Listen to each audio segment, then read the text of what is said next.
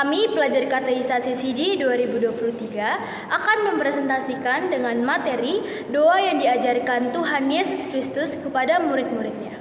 Perkenalkan, nama saya Stevi Brianina dari Storus. Saya Denita Manulang. Saya Devina Setubis. Saya Sirali Almantopo. Saya Yohanes Stefan Sihaan. Saya Pragimas Citarus. Saya Evan Enggolan. Table of contents, apa yang akan kami bahas adalah dimulai dari permintaan keempat, permintaan kelima, permintaan keenam, permintaan ketujuh, dan terakhir ada doa penutup.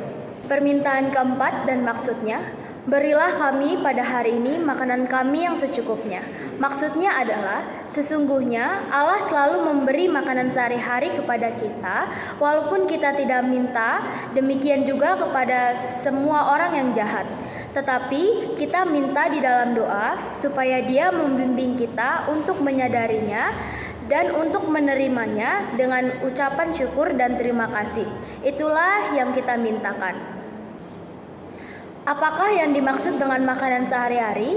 Antara lain, makanan, minuman, pakaian, perumahan, ladang, ternak, uang, barang-barang, suami istri yang rukun, anak-anak yang baik, pelayan-pelayan gereja yang baik, pegawai-pegawai yang baik dan setia, pemerintahan yang baik, iklim yang baik, keadaan yang aman, kesehatan, tata tertib yang baik, sahabat yang baik, tetangga yang setia, dan segala kebutuhan hidup. Apakah semua orang di dunia mempunyai makanan yang secukupnya? Jawabannya tidak semuanya, karena masih banyak orang yang belum bercukupan dalam menjalani kehidupan sehari-hari. Makanan yang secukupnya mencakup banyak hal, tidak hanya makanan atau pangan, melainkan pakaian, uang, ternak, atau penunjangan hidup lainnya. Pernahkah saudara melihat pengemis atau orang yang lelah bekerja untuk memenuhi kebutuhan sehari-hari? Jawabannya pernah, seperti di jalanan sekitar ataupun tempat-tempat umum. Atau sebaliknya, apakah saudara pernah melihat orang yang hidup berlebihan? Jawabannya pernah. Seringkali di sekitar kita terdapat orang yang hidupnya berlebihan. Apakah yang menyebabkan sehingga ada orang yang berkekurangan dan ada yang berlebihan dalam hidupnya? Apakah karena lahan pekerjaan yang tandus atau subur? Apakah karena rajin atau malas bekerja? Apakah karena kebodohan atau kepandaiannya? Coba diskusikan. Miskin atau kemiskinan merupakan keadaan di mana terjadi ketidakmampuan untuk memenuhi kebutuhan dasar seperti makanan, pakaian, tempat berlindung, pendidikan, dan kesehatan. Sedangkan kaya dapat diartikan memiliki pengertian yang berkebalikan dari pengertian kemiskinan. Yang pertama, perbedaan wilayah atau lingkungan. Yang kedua, perbedaan mindset di setiap orang. Yang ketiga, perbedaan karakter. Dan yang keempat, kegigihan atau rasa tanggung jawab setiap orang berbeda. Apakah yang kurang dalam diri manusia sehingga ada yang berkekurangan dan berlebihan dalam hidupnya sehari-hari? Kurangnya kemauan untuk saling mendoakan, saling memperdulikan, dan saling menolong, mementingkan diri sendiri, sering selalu menguasai hati manusia. Oleh karena itu, apakah yang kita minta dalam permintaan yang keenam ini? Berilah kami pada hari ini makanan kami yang secukupnya. Mengapa Yesus mengajarkan kita, berilah kami pada hari ini? Agar kita jangan hanya meminta untuk diri kita sendiri, tetapi juga mau mendoakan dan menolong orang lain. Referensi Alkitab terdapat dari Ibrani 13 ayat 16. Dan janganlah kamu lupa berbuat baik dan memberi bantuan, sebab korban-korban yang demikian yang berkenan kepada Allah. Mengapa hanya makanan sehari-hari yang kita minta? Agar kita menyadari bahwa makanan sehari-hari datangnya dari Tuhan dan kita mau menyukurinya serta mau membagikannya kepada orang yang berkekurangan. Juga agar kita tidak terlena bernostalgia pada kehidupan masa lalu ataupun hanya berangan-angan untuk hidup masa depan.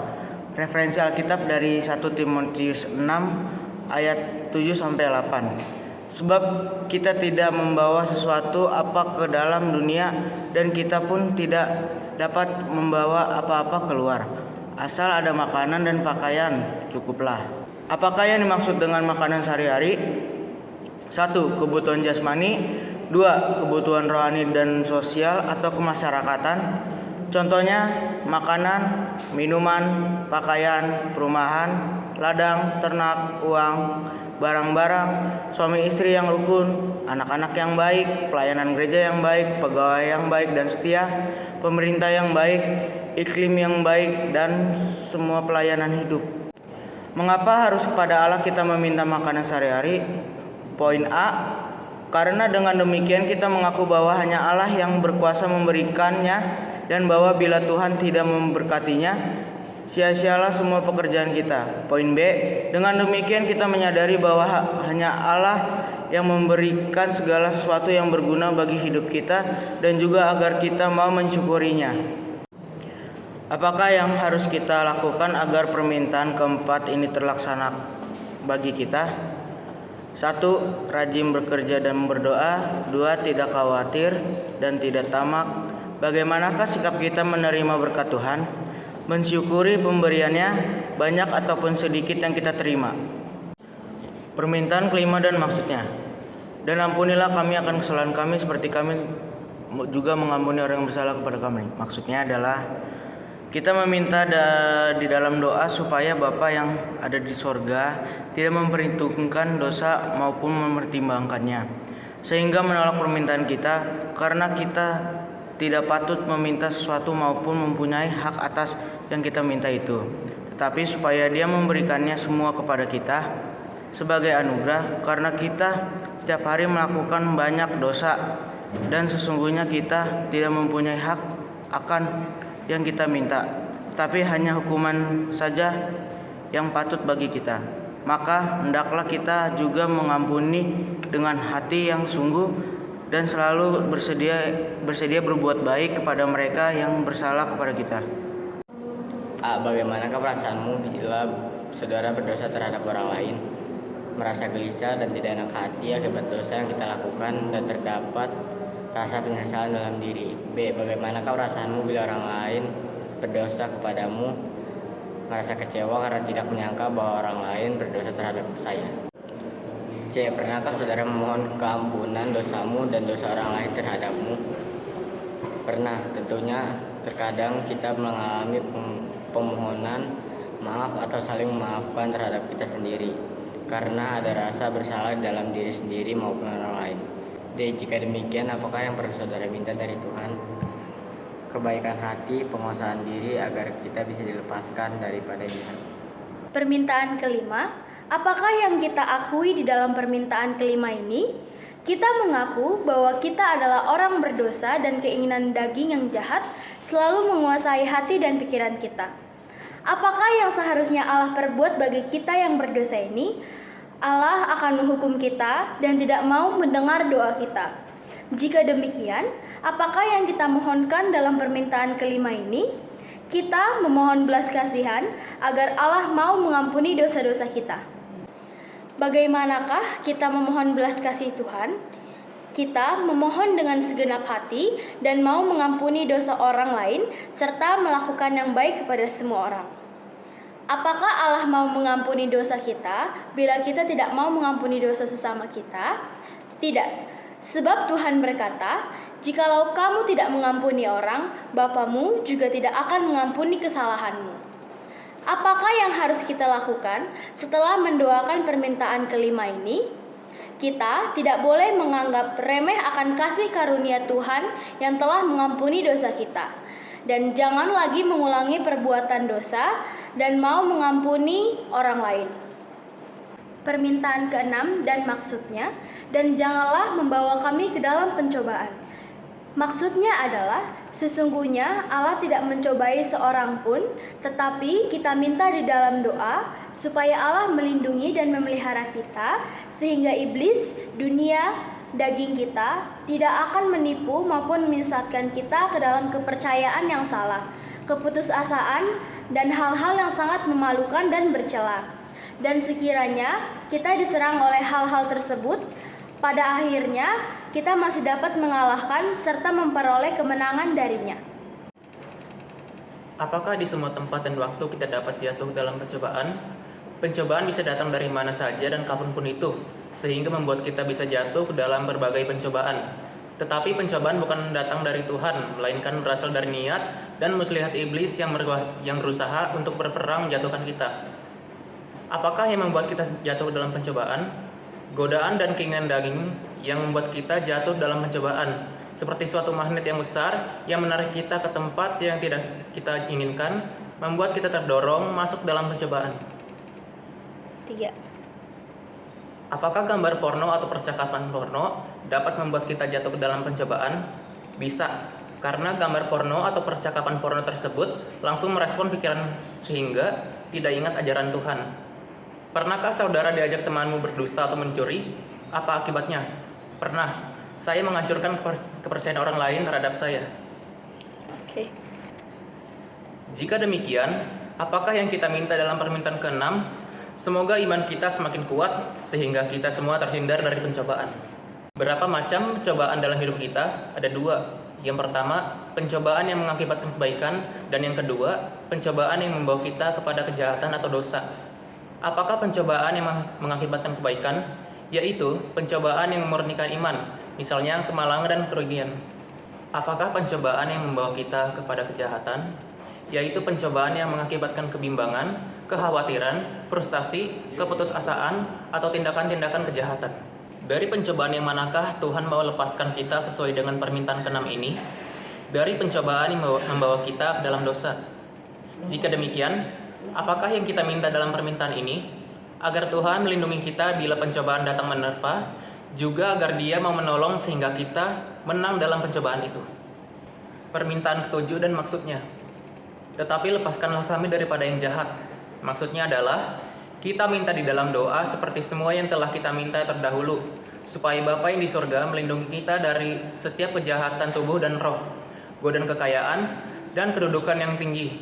Dan apabila hidup kita tiba kepada saat terakhir, diberikannya berkat dengan kasih karunia-Nya yang membawa kita dari hidup yang penuh penderitaan kepada kehidupan di surga. A. Apakah saudara pernah dirampok oleh orang lain atau oleh temanmu sendiri? Jawabannya pernah. Saya pernah merasa kehilangan barang. Ternyata barang itu tidak hilang, tapi dicuri oleh orang lain. B. Apakah yang selalu menggoda kita untuk berbuat jahat? Karena keinginan untuk memuaskan diri sendiri. C. Apakah saudara menyadari bahwa saudara tidak dapat melepaskan dirimu sendiri dari godaan si jahat? Jawabannya sadar, karena manusia adalah makhluk berdosa yang tidak akan lepas dari kejahatan. Jika demikian, apakah yang kita minta dalam permintaan ke-7 ini? Memiliki iman yang kokoh, dan semoga kita dapat menahan diri dari godaan-godaan si jahat. Siapakah yang dimaksud dengan yang jahat? Jawabannya iblis. Orang yang dirasuki iblis dan keinginan daging atau hawa nafsu. Apakah godaan yang ditimbulkan si jahat itu? Jawabannya, kejahatan tubuh dan roh, godaan kekayaan, dan kedudukan yang tinggi. Siapakah yang kita meminta kekuatan agar bebas dari godaan tersebut? Kepada Allah, sebab Dia Maha Kuasa dan mampu melindungi serta membebaskan kita. Bagaimana Allah membebaskan kita dari si jahat itu? Allah telah membinasakan kuasa iblis. Allah memberi kita kekuatan dan ketabahan melawan godaan si jahat. Dan kita dilindunginya agar tidak binasa oleh godaan si jahat itu. Bagaimanakah Allah membebaskan kita dari penderitaan kekal?